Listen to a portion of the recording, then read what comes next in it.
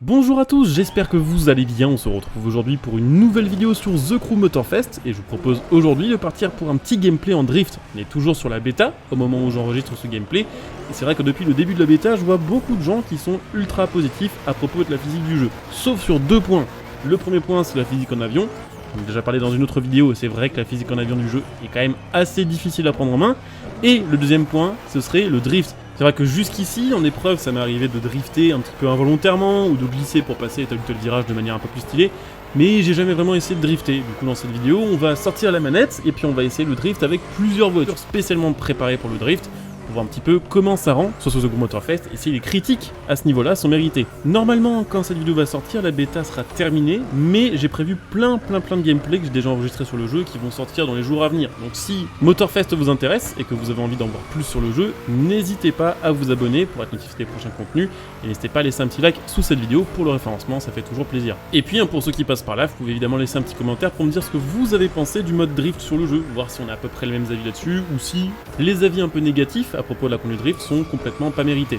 Bon, honnêtement, pour l'instant, je trouve que ça se passe plutôt bien. Alors effectivement, des fois, c'est un peu le goubi-boulga au niveau des sensations de la manette, c'est un peu flou, mais c'est pas dégueulasse ce qu'on arrive à faire. Donc là, on est en M5 de drift, hein. C'est pas une street race, celle-ci elle est préparée drift, elle a déjà donc de base les bons réglages pour ça. Et en plus de base, en street race, cette voiture, c'est déjà une bonne drifteuse. C'est une Pro Plus, elle est de taille moyenne et elle est assez puissante. Donc forcément, c'est pas étonnant que ça se passe bien.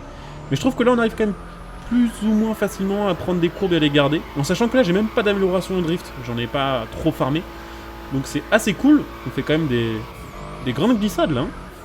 Mais une chose que je remarque quand même, c'est qu'en vue intérieure je m'en sors 1000 fois mieux, donc je pense qu'en vue extérieure, il y a le souci, qui était aussi présent sur The Crew 2, hein, je pense que c'est la raison pour laquelle sur The Crew 2 il y a autant de gens qui ont craché sur le drift, c'est que la caméra en vue extérieure, spécialement en drift, elle est trop figée et elle est trop centrée sur l'avant de la voiture, c'est-à-dire qu'on a l'impression de pivoter plus que de glisser, et c'est un peu emmerdant, contrairement à d'autres jeux où ça va plus se focus sur le train arrière, et où on voit ce qui arrive après.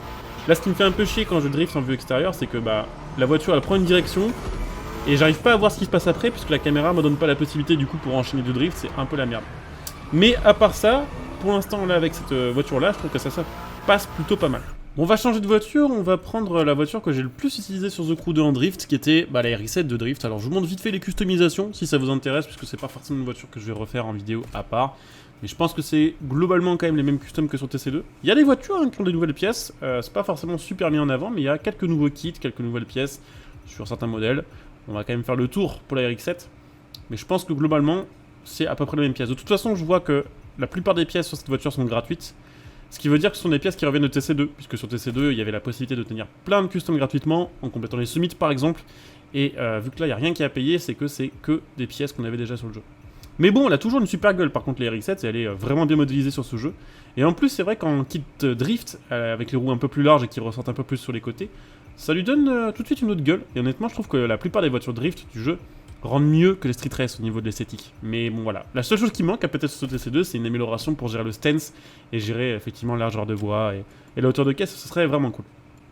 Donc voilà, écoutez, on a fait le tour, on va aller la rouler. Donc c'est parti avec notre petite RX-7 préparée drift. Alors ce coup-ci, on va tenter des drifts un peu plus serrés que ça, c'est-à-dire que là on est parti en ville. Là avant on était sur une piste Motorfest, donc avec quand même des virages assez larges et tout ce qui va avec. Là on va tester d'autres sortes de drift pour voir un peu comment ça se passe. Ça se passe pas trop mal pour l'instant, mais bon, pour l'instant on n'a pas eu trop de virages trop serrés non plus. On va aller en chercher quelques-uns. Ouh, ok, bon. Ça va vraiment dépendre des voitures en fait, le drift, j'ai l'impression. Oh, elle est tellement bizarre à manier là pour le coup. Alors pourtant cette voiture je l'ai vraiment poncée sur The Crew 2, mais alors là je comprends pas trop ce que je fais. Bon ça va, on arrive à faire des trucs stylés vite fait, mais bon... ça c'était moins stylé. Mais je sais pas, j'ai l'impression que j'ai aucun contrôle sur ce qui se passe. C'est assez bizarre, je comprends et je sens quand la voiture commence à partir, mais j'ai l'impression qu'une fois on glisse, c'est ultra dur de gérer les gaz sur une voiture comme ça. Vu que c'est une voiture qui a tout dans les tours, si vous êtes en dessous, ça arrive un peu en mode c'est binaire quoi. Soit vous avez pas assez de gaz pour relancer et pour prolonger le drift, surtout qu'une voiture qui a pas vraiment de pièces modifiées, soit c'est too much et ça part vraiment trop quoi.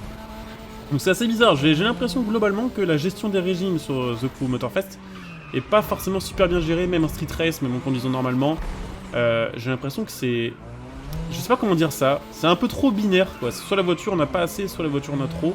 Je trouve que pour les milieux de régime, il y a quelque chose d'un peu bizarre sur le jeu. Mais bon, ça reste 1000 fois mieux, je dirais, que sur TC2 sur plein de points.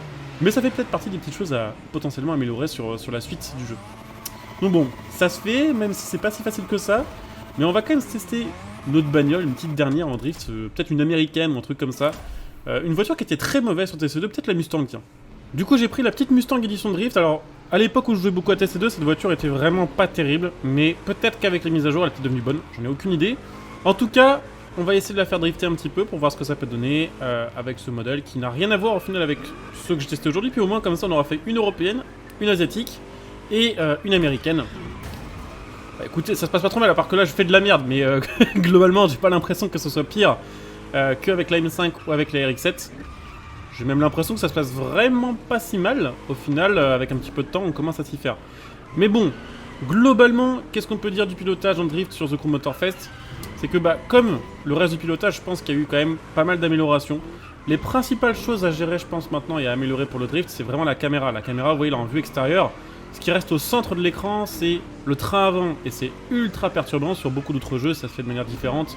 Et on n'est pas trop habitué à ça. Et du coup, bah, dès qu'on passe en vue intérieure, si on est habitué et qu'on aime la vue intérieure, ça se passe beaucoup mieux.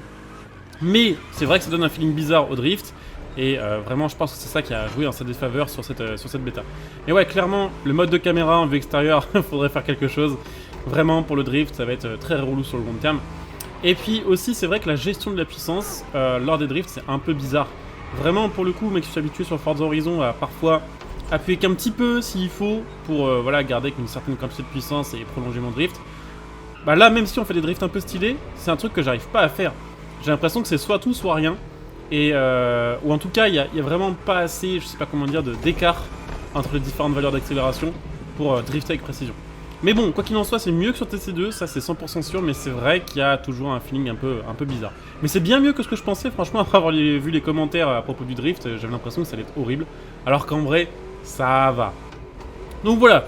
Je pense qu'on a fait un petit peu le tour du sujet pour aujourd'hui. Évidemment, on aura l'occasion de retester tout ça une fois que le jeu sera sorti. On refera un petit peu de drift et on s'entraînera peut-être aussi avec des voitures street race qui sont pas faites pour ça de base. En tout cas, j'espère que cette vidéo vous aura plu. Si c'est le cas, bah, pensez comme d'habitude à soutenir la chaîne. Vous pouvez par exemple me rejoindre sur Twitch pour les prochains lives, sachant qu'évidemment, comme Motorfest va sortir, je vais faire au taquet de live. Donc n'hésitez pas à follow, à utiliser votre Prime, à utiliser mon lien Instant Gaming pour acheter vos jeux, tout en soutenant la chaîne, en sachant qu'évidemment sur Instant Gaming, l'avantage pour vous, c'est que les jeux sont moins chers, tout simplement, que ce soit les jeux de course ou tous les autres jeux. Donc n'hésitez pas, le lien sera sous la vidéo.